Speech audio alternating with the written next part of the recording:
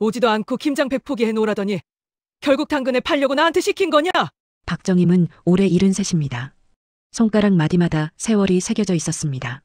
하지만 김치를 담글 때만큼은 여전히 빠릿빠릿했습니다. 작년 김장 때 며느리 수진이 했던 말이 아직도 귓가에 맴돌았습니다. 어머니, 김치는 진짜 명품이에요. 요즘 이런 맛 없어요. 그 말 한마디가 얼마나 든든했는지 모릅니다. 정임은 혼자 사는 집 안방 장롱 서랍을 열었습니다. 거기엔 아들이 초등학교 때 쓴 편지가 접혀 있었습니다. 엄마 김치가 세상에서 제일 맛있어요. 노란 종이는 빛이 바랬지만 그 마음만은 여전히 선명했습니다. 10월 중순 수진에게서 전화가 왔습니다. 어머니 올해는 배포기만 해주시면 안 돼요? 저도 도울게요. 목소리가 한껏 밝았습니다. 정임은 가슴이 뜨거워졌습니다. 며느리가 이렇게 먼저 부탁한다는 건 정말 맛있게 먹었다는 뜻이겠지요. 그래. 올해도 맛있게 담가줄게.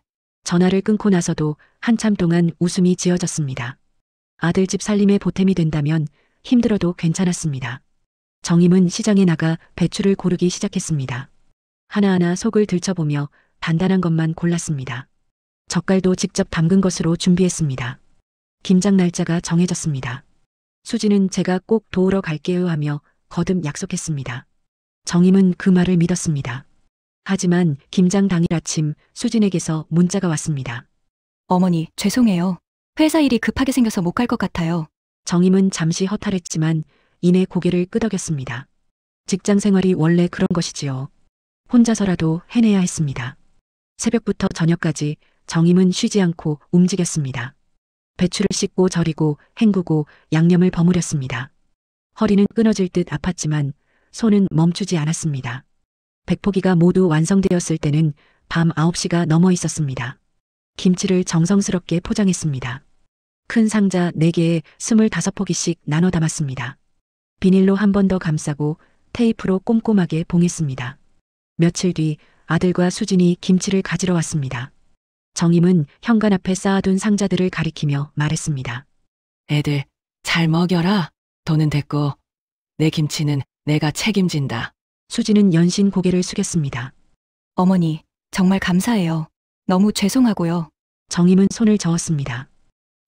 괜찮아. 가족인데 뭐 맛있게들 먹어. 차 트렁크에 김치 상자들이 실렸습니다. 정임은 차가 골목 끝으로 사라질 때까지 지켜봤습니다. 그리고 집으로 돌아와 소파에 털썩 주저앉았습니다. 온몸이 욱신거렸지만 마음만은 따뜻했습니다. 며느리가 좋아하는 모습을 상상하니 절로 미소가 지어졌습니다. 하지만 정임은 아직 몰랐습니다.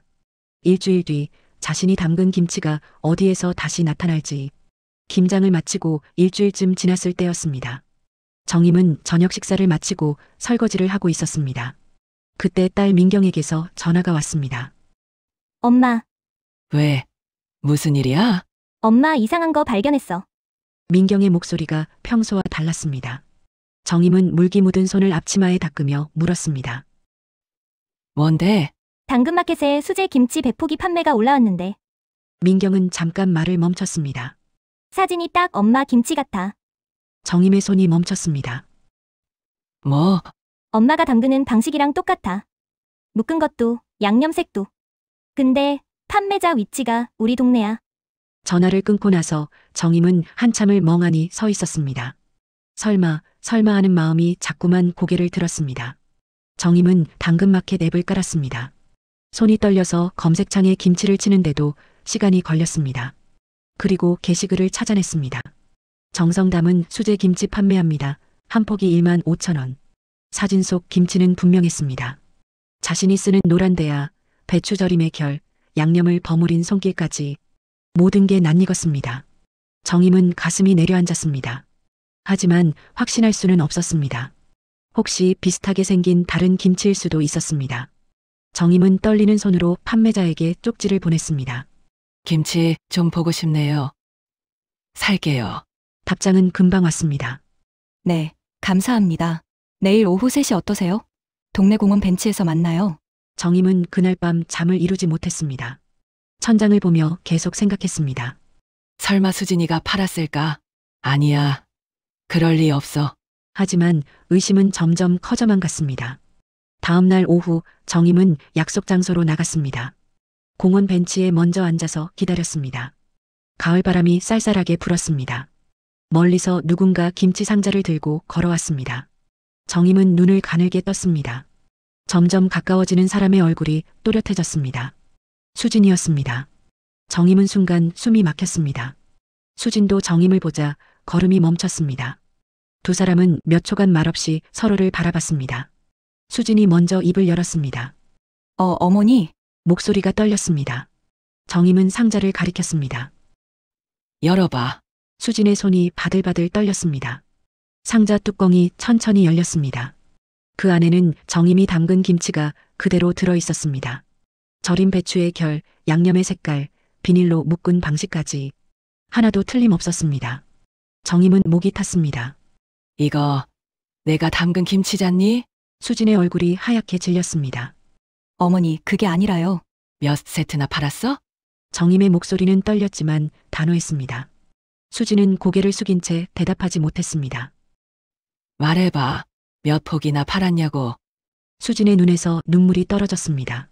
20포기요. 정임은 눈을 감았습니다. 가슴 한가운데가 텅 빈 것 같았습니다. 왜? 정임의 질문은 짧았지만 무거웠습니다. 수진은 눈물을 닦으며 말했습니다. 생활비가 너무 부족해서요. 정말 죄송해요.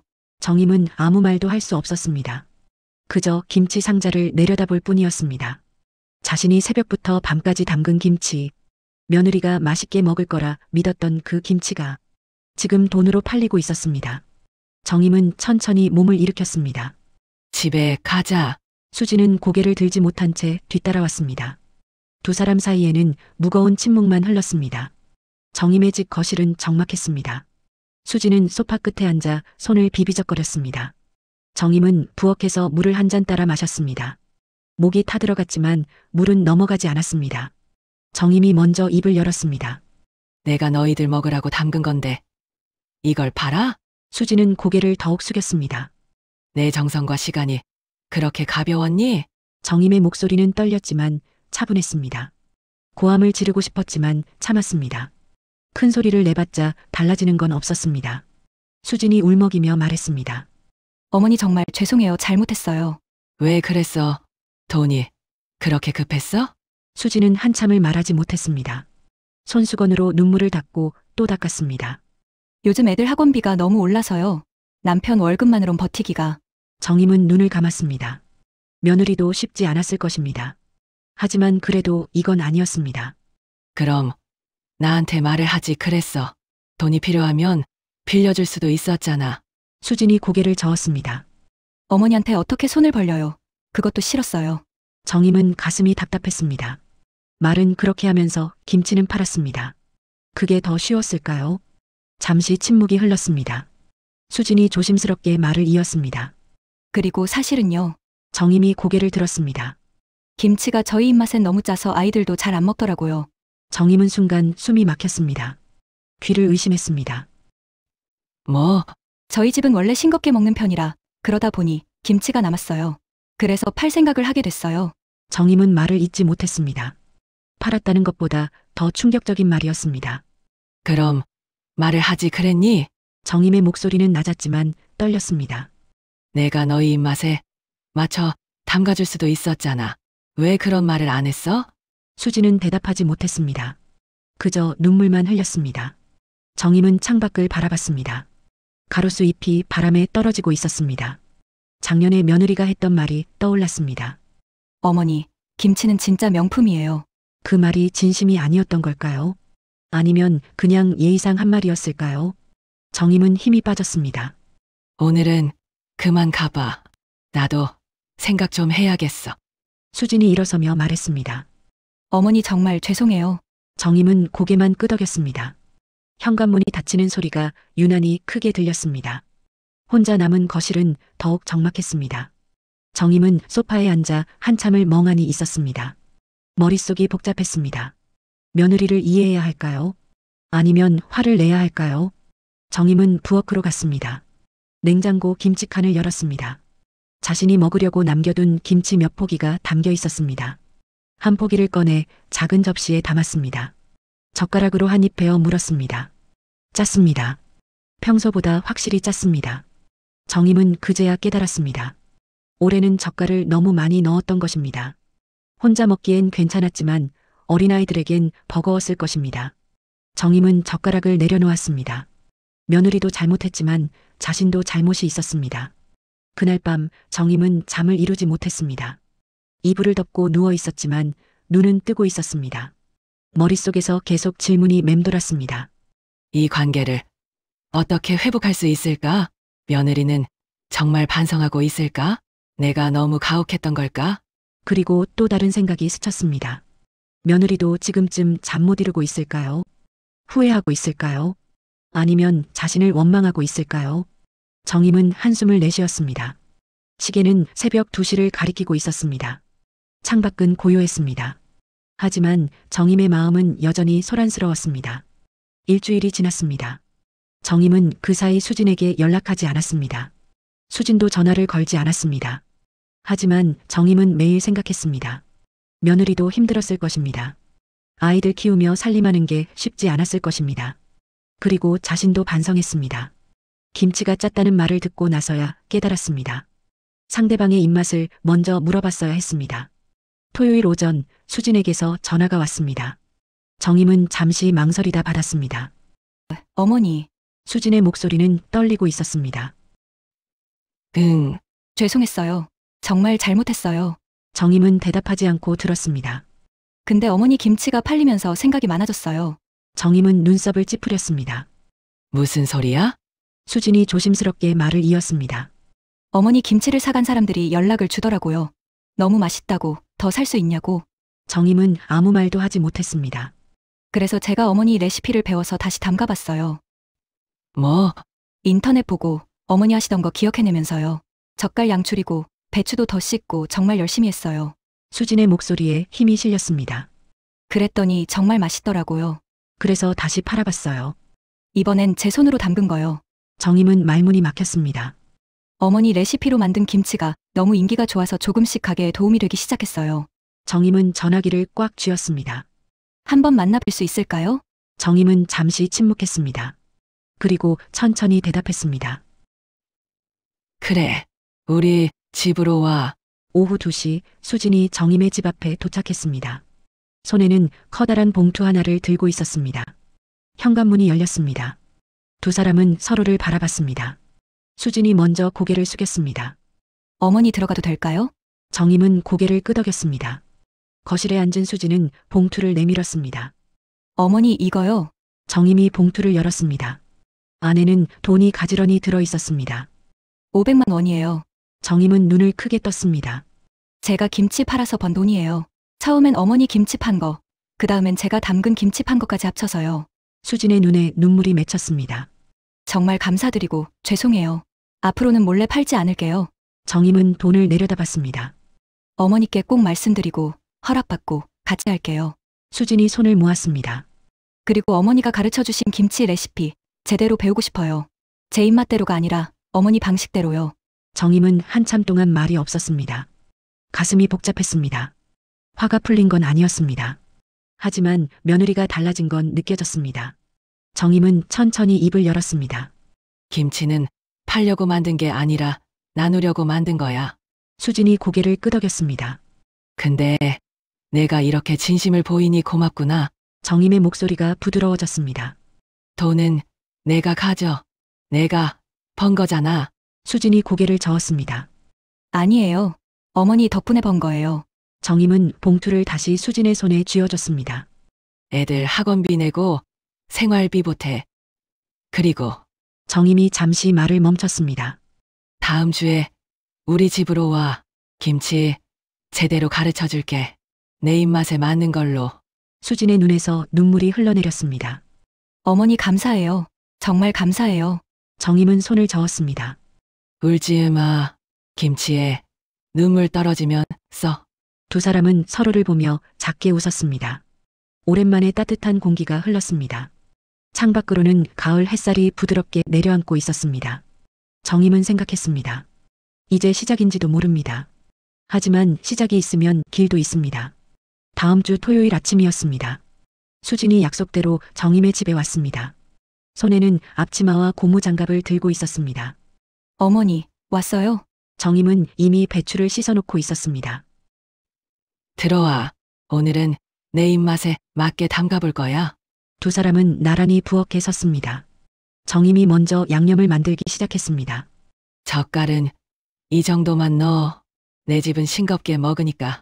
수지는 정임의 손놀림을 유심히 지켜봤습니다. 고춧가루를 넣는 양, 마늘을 다지는 방법, 양념을 섞는 순서까지 하나도 놓치지 않으려 했습니다. 배추는 이렇게 한 장씩 펴서 발라야 골고루 배. 정임의 손이 능숙하게 움직였습니다. 수진도 따라했습니다. 처음엔 서툴렀지만 점점 익숙해졌습니다. 어머니, 이렇게요? 그래. 잘한다. 그렇게 하면 돼. 정임은 며느리의 손놀림을 보며 고개를 끄덕였습니다. 진지한 눈빛이 마음에 들었습니다. 점심때쯤 김치 20포기가 완성되었습니다. 두 사람은 잠시 쉬며 차를 마셨습니다. 수진이 조심스럽게 말했습니다. 어머니, 사실 부탁드릴 게 있어요. 정임이 고개를 들었습니다. 제가 담근 김치를 계속 팔고 싶어요. 근데 이번엔 어머니 이름으로 팔고 싶어요. 정임은 눈을 깜빡였습니다. 박정임 명인의 전통 김치, 이런 식으로요. 어머니가 레시피 주신 거니까요. 수진의 목소리에는 진심이 담겨 있었습니다. 정임은 잠시 생각했습니다. 그리고 천천히 고개를 저었습니다. 아니야. 내 이름으로 팔아. 어머니, 넌 이제 내 방식으로 김치를 담글 수 있어. 내 레시피를 배웠지만 내 손으로 만드는 거잖아. 정임이 수진의 손을 잡았습니다. 대신 조건이 있어. 우리 함께 하자. 시어머니 레시피, 며느리 손맛, 이렇게. 수진의 눈에 눈물이 고였습니다.